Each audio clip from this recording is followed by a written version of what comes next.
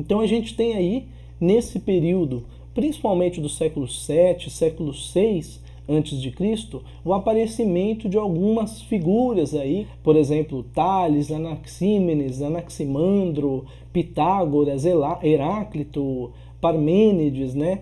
Que são esses caras aí considerados os primeiros filósofos do Ocidente, que são aqueles que negavam a explicação mitológica, né, e valorizavam uma explicação filosófica e mais pautada no que hoje a gente entende por ciência, né? O que é a ciência? É uma observação metódica sobre a natureza, né? Sem tentar explicar por meio de seres sobrenaturais, mas a partir da própria manifestação. Então a observação e a reflexão são dois elementos fundamentais nesse início da filosofia no Ocidente.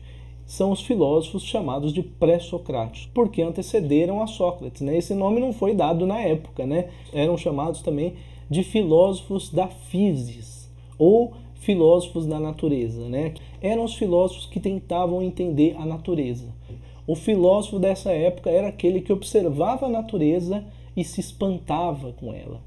Observava o dia, a noite, o trovão, né? Só que ele não tentava explicar esses fenômenos por meio de mitos, né? Ah, é o Deus tal que quis dar a chuva, né? Ele tentava entender qual era a relação entre o tempo, a nuvem, a chuva, quer dizer, ele começava a fazer associações e começava a perceber que há leis que se repetem, há eventos que se repetem na natureza e que, conhecendo esses eventos, eu posso entender melhor o mundo e usar melhor a natureza, né?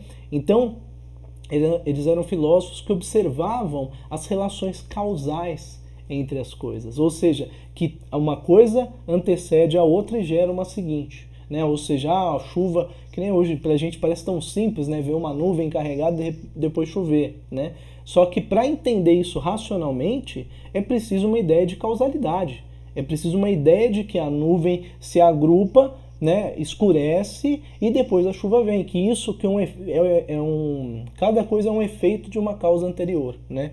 Que é um pensamento que vai se fazer muito presente sobretudo na filosofia do Aristóteles. Mas os filósofos originários já tinham percebido isso, né? Então eles começaram a tomar atenção para essas coisas que se repetiam, né? Eles olhavam para a natureza com um olhar espantado, não tentando explicar, né, de maneira mítica, fantasiosa, mas explicar a partir da própria natureza, né? Ou seja, eles entendiam que é uma ordem no universo, né?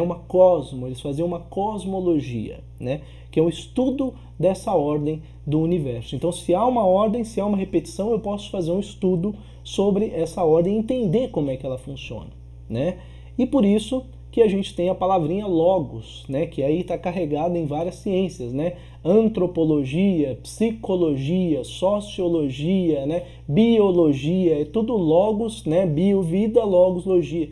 O logos está aí desde trás, né? Que o logos é justamente o entendimento que se pode utilizar a razão para poder explicar alguma coisa, para poder entender sobre alguma coisa. Nesse período era cosmologia, que era o uso da razão para explicar o cosmos, a natureza de um modo geral. Então esses filósofos eles se dedicavam para o entendimento da natureza, eles faziam uma cosmologia. E eles buscavam na natureza uma coisa que eles chamavam de arqué, né? Outro termo aí ainda usado muito hoje, né? Que a gente fala arquétipo, né? O arqué seria um princípio fundamental, um princípio fundante das coisas, né?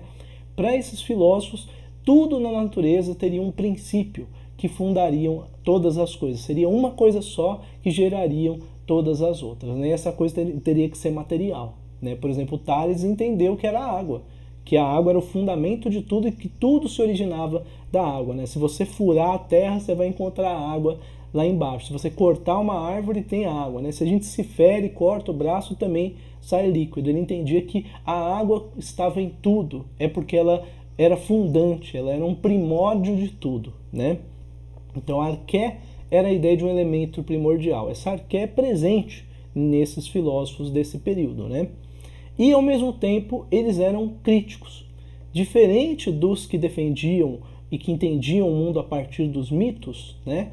Que eram os dogmáticos, né? Eles repetiam, né? É um pensamento muito mais religioso, né? O pensamento filosófico ele já nasce com essa característica crítica, ou seja, que as teorias que eles elaboravam, os pensamentos que eles elaboravam sobre a natureza para tentar explicar, eles estavam sempre sujeitos à discussão.